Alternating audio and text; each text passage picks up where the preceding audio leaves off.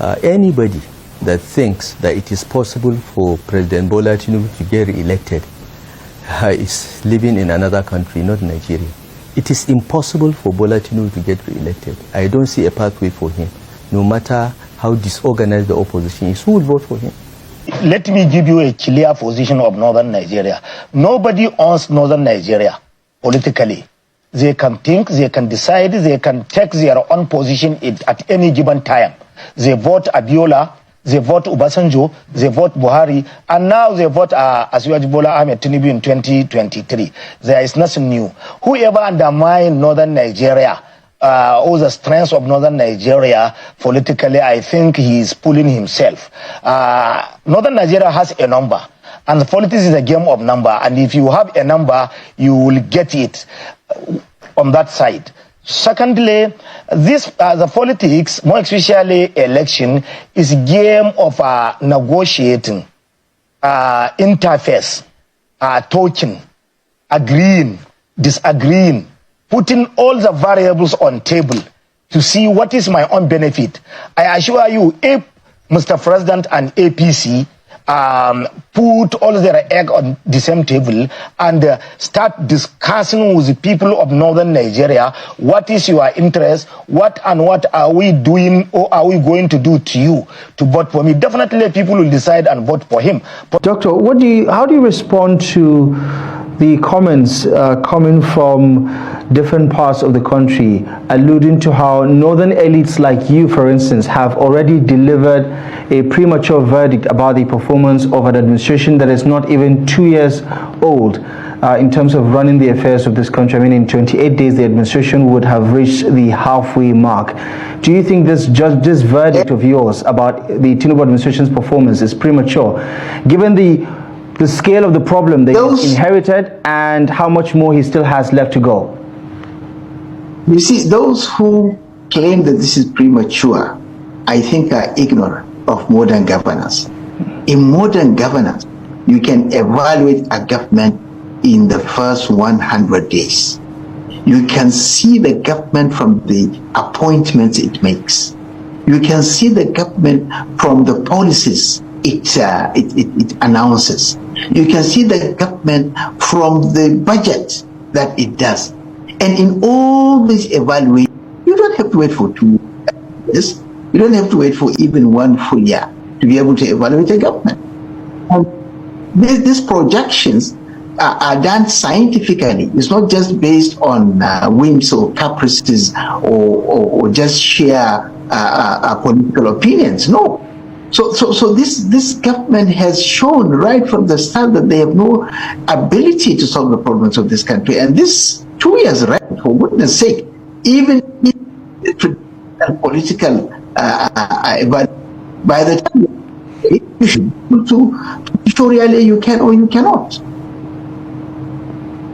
And when the presidency says that all of these distractions are coming from the north and you're basically trying to give a dog a bad name, talk to me about some of the narratives that we've heard recently around the marginalization of the north. What are your 2 cents about it? Do you think this administration has done anything that suggests that the north is being sidelined in the grand scheme of things?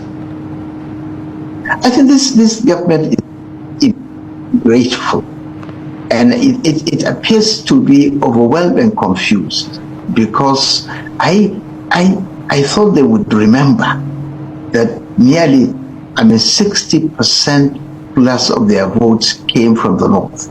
Well, at least that's what INEC claims and the courts upheld. So we work with what what the courts say, and we know very well that the president did not win his in Vegas, right? And so how can you ever think of blaming the north that gave you the votes to be there? I mean, it's the height of ingratitude, and I think the north has every reason to be angry. Now, there are people who talk about the north being poor and therefore they can always use money to buy off votes. There are people who are saying all manners of things. That's okay. Let them say what they want to say. And let us wait for 2027 and let us see. Here, I'm not saying the North is going to do one thing or the other, but like I started saying, the test of the pudding is in the eating. Let us see how things will go. The position of the North on Tinubu. The North wants Tinubu to fix northern problems. Insecurity, poverty levels, joblessness, youth, the bulging youth, drugs.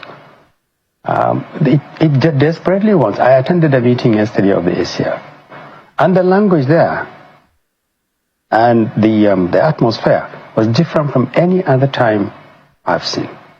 I mean, my group, the Northern Elders Forum, is the more militant group.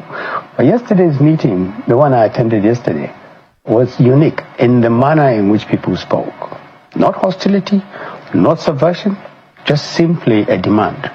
The North demands attention. As of right, as a part of this country, we demand more attention. The political attention? Yes, what kind of attention? Attention to its problems. Insecurity is rising. Poverty levels are rising. We are beginning to feel marginalized. We look like a region of voters. We are only useful every 4 years. When politicians come around and say, okay, Northerners, line up, we'll give you a little bit of rice and macaroni and a little bit of money. Literally, we are reduced to voters. And we are remembered only when the elections are now. Now, with 2 years to go, the North is saying to President Tinubu, look at us. We matter. This country is breaking up, is breaking down. Every inch of Nigeria is suffering.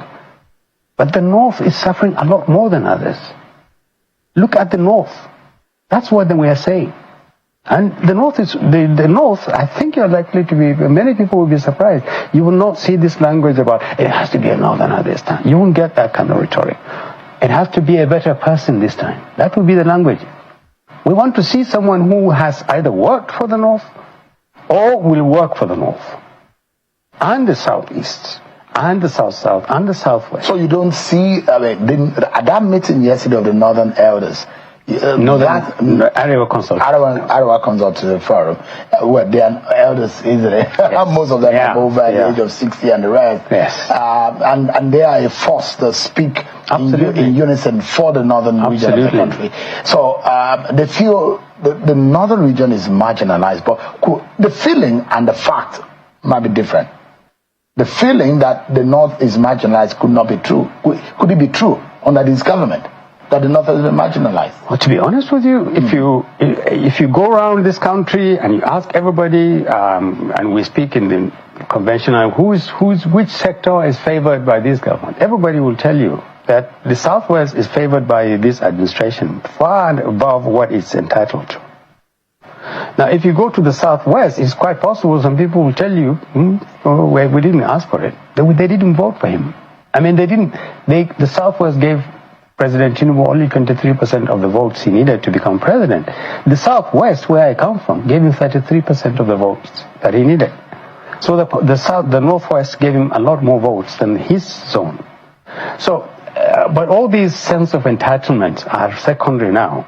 The bottom line is that all of Nigeria is demanding higher levels of competence, higher levels of commitment, sensitivity to the needs of the people. What about the Southeast, Shehu? For the last 10 to 15 years, nobody has really cared politically about the Southeast. And the whole region is sinking into indifference and insecurity. And virtually it has become a region where anything goes. Well, the North is trying to advance political unity. The North is trying to advance political inclusion. That whosoever is the president of Nigeria is the president of everybody. You're not the president for the North, you're not president for the South, you're not president for Igbo or for Yoruba or for Hausa or for Fulani, you're the president of every Nigerian citizen. That's what North want to advance, and that's what we believe in. Unlike today, with Tinubu's administration, he has proven to be anti-North, anti-poor man. And look at the budget and go through the budget lines of the Ministry of Works, for example. You put up a project of 13 trillion naira in one place, what did you put in the entire North? Next to nothing. How do you run a country like that? And how do you want people to be happy? You see, the fact that someone live in suspicion, someone live in fear, it is enough to stop him from going to bed. Suspicion is enough. And look at the insecurity in the North today. The resurgence of insecurity. It is so bad. So the North is trying to bring up a coalition that can work for Nigeria. Someone will ask of Buhari, look at the Buhari's appointment. Minister of Works, from where? From the South. Governor Central Bank, from where? From the South, an Igbo man. So he distributed these things.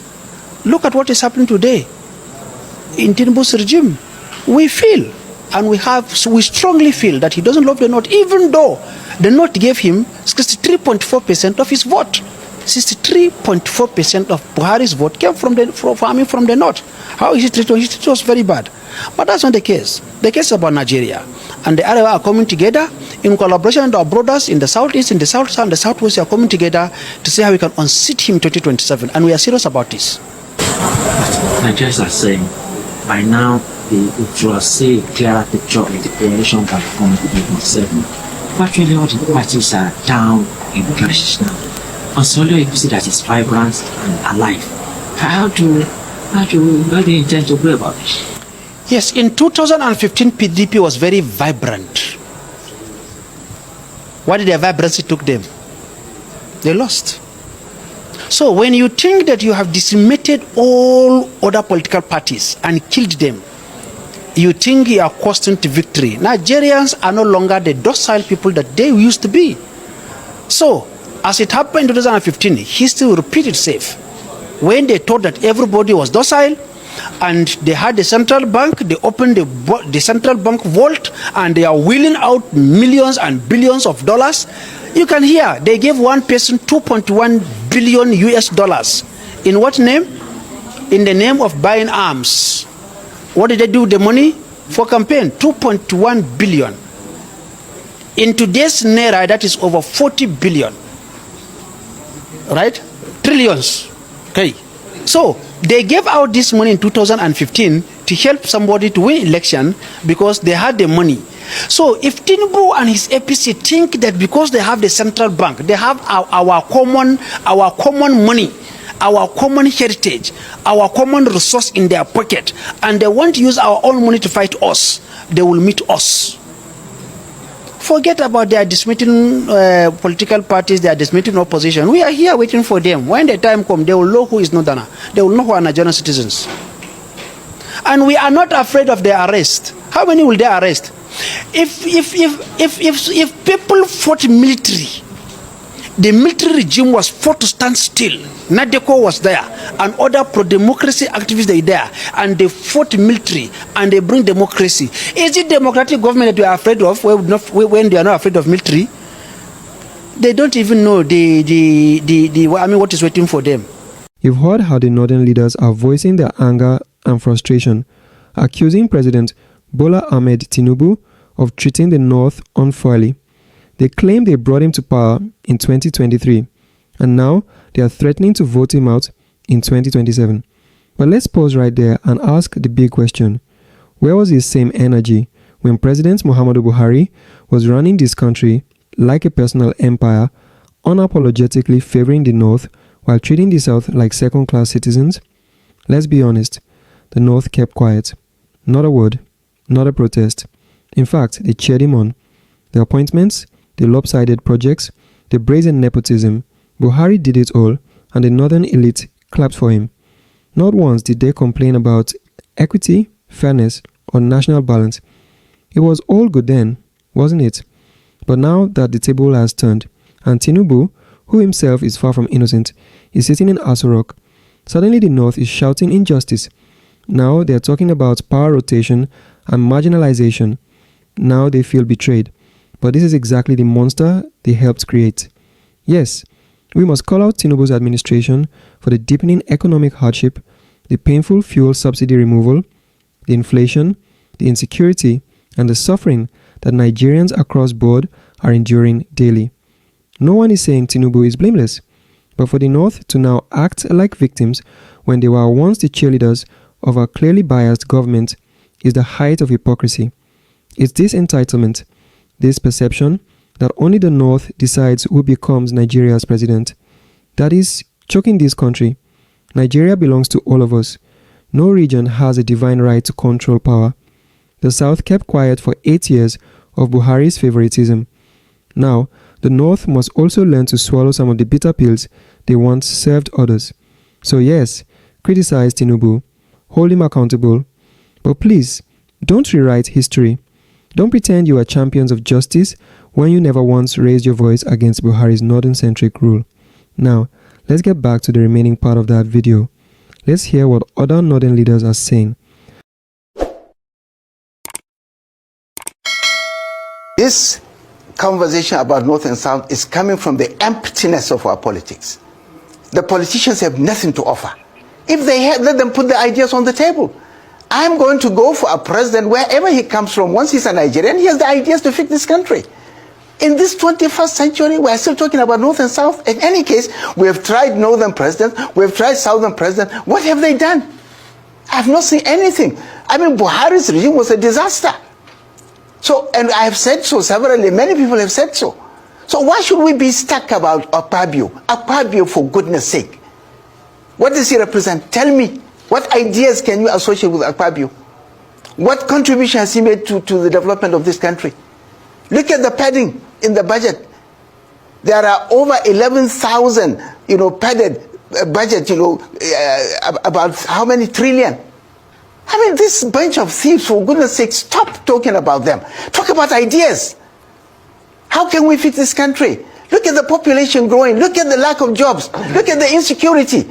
Look at the inflation. Look at the bills that are mounting. How can we survive in the 21st century? We're in a competitive environment. Dr. Bugande. Tell these politicians that talk about North and South, bring your ideas. And when I make a promise, I will deliver to the last. That's President Tinubu asked you to come and work with him, and you said that no.